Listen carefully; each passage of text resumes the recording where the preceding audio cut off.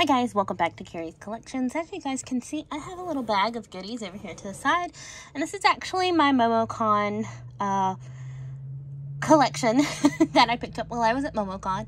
I did not buy a whole lot. I was actually really disappointed in the dealer's room this year, but we are just coming back off of C19, so I was not surprised that there was not a whole lot of stuff that I, in particular, was interested in.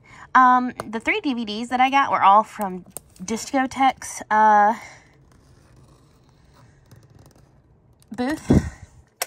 Each of these were $20, except for the big item that I got, which Cardcaptor Sakura the movie 1, the second movie, the sealed card, and then the 12 Kingdoms.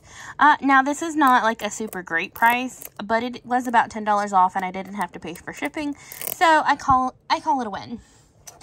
I am head over heels in love with this series. I have loved it for many a year, so I was absolutely delighted to find it at their booth.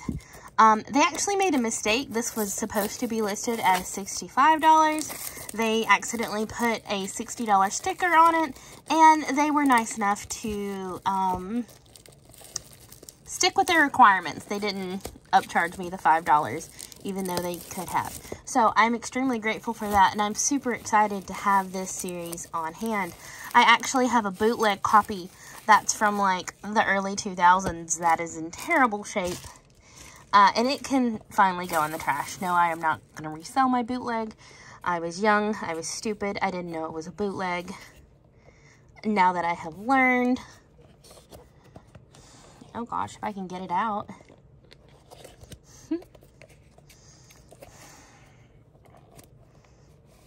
There we go.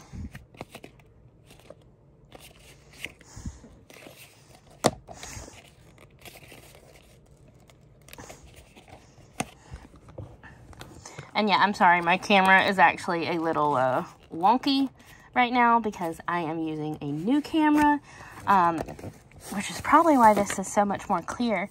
This is the front cover. I'm super happy with it. And then we have our back. Like I said, I love this series, and I'm so excited about this. I did not realize they had doubled the discs. Hold on.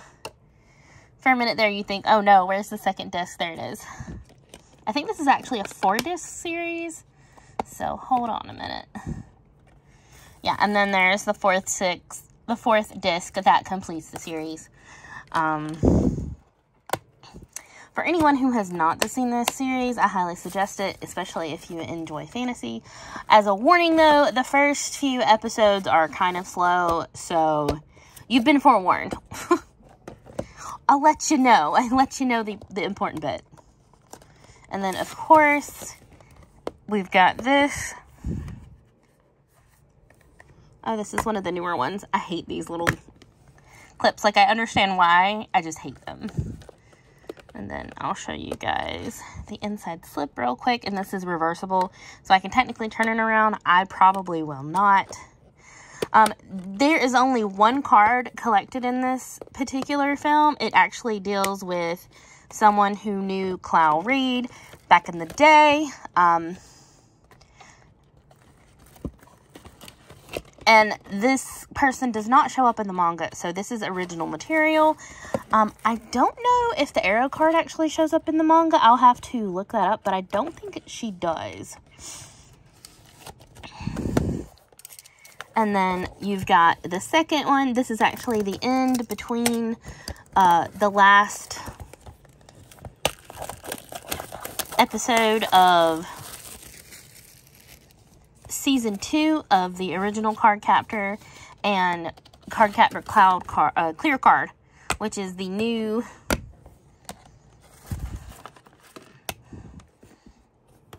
series that is out. And as you can just see, again, this is, you can flip this around. I am hoping that, I think this actually goes with the re-release of this series.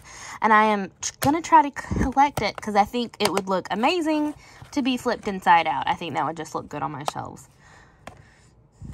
And this actually involves basically another one of Clow Reed's mess-ups. Like, her entire job is to fix all the things, is to fix everything that Cloud left behind. And I'm not a big fan of Cloud. He was not a responsible adult, and he was kind of a dick. So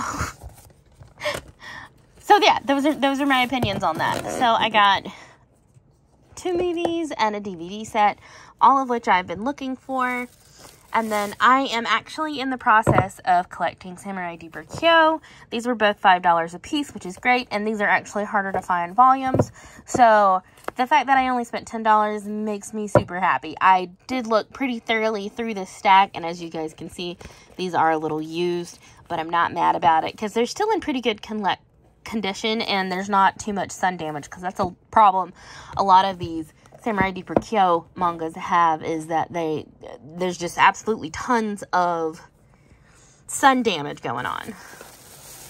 Another one of my finds would be this. This is part of the Otherworld series. If you go back a few videos, you'll see that I also have Soe. This is Benimaru from that time I got reincarnated as the slime. And yes, I am looking for Rimuru. I can't wait to get him out because he's probably going to go directly on my shelf, so he's not going to be reboxed on this video like I normally do. He's literally just going to be sitting out and proud. I actually overspent on him by about $10 or $15, but again, since he was the only item I was buying, it really evens out if I consider shipping, so I ain't too mad about it. Also, he is a hefty boy. He's, like, way heavier than Soe was. And again, like I've said before, he comes in different parts. I'm honestly really surprised that they didn't split his body up just because of how much space he's taking up. But that is okay. Well, it's okay if I can get into it. I really need to get... I probably just scratched my desk. Yeah, I did. Good job, me. Awesome, awesome. I'm going to look at his face real quick because his face is beautiful. Look at him.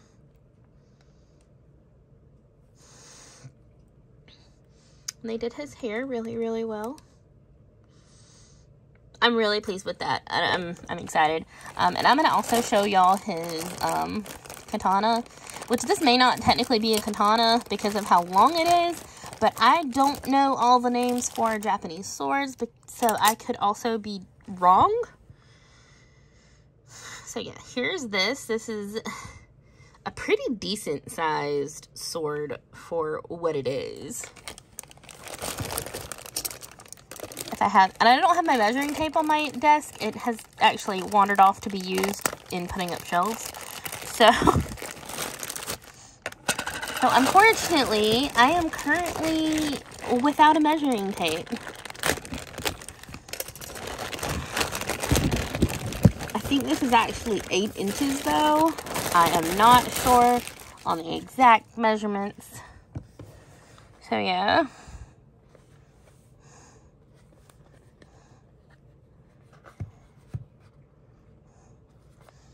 And then this is, of course, where his sword would go, which I feel is a little bit low.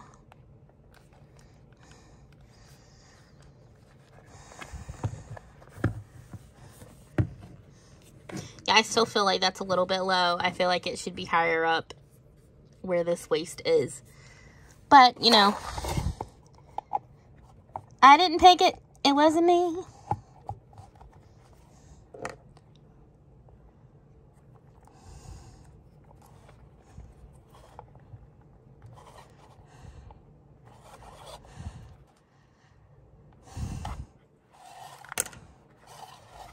Yeah, I'm not liking where they put his sword. I think this is entirely too low because his butt is like right here and this is like mid-thigh. And it'd be fine if it was on the side, but this is behind him. He's gonna have a hard time getting that sword. It also does not help that this sword does not seem to want to stay. So here's what it looks like all put together. I think he looks absolutely amazing. He's got a lot of detailing. I'm gonna zoom in on those little fingers.